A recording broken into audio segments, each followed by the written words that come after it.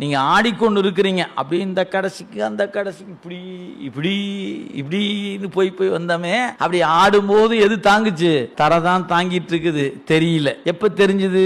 ஆடிக்கிட்டே இருந்தோமா, கயிறு கொஞ்சம் கொஞ்சமா அருந்துச்சா, பொத்துன்னு உளுந்து பாருங்க.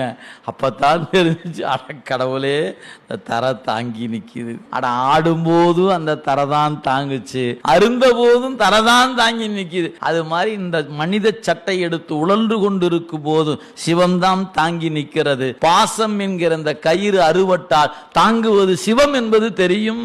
என்ன அழகு! இங்க ஊசல் கயிறு எதுவும் இல்ல. இந்த சட்டை இருக்கு பாத்தீங்கன்னா, நமக்கு எடுத்துக்கிற மானிட சட்டை தான் ஊசல் கயிறு.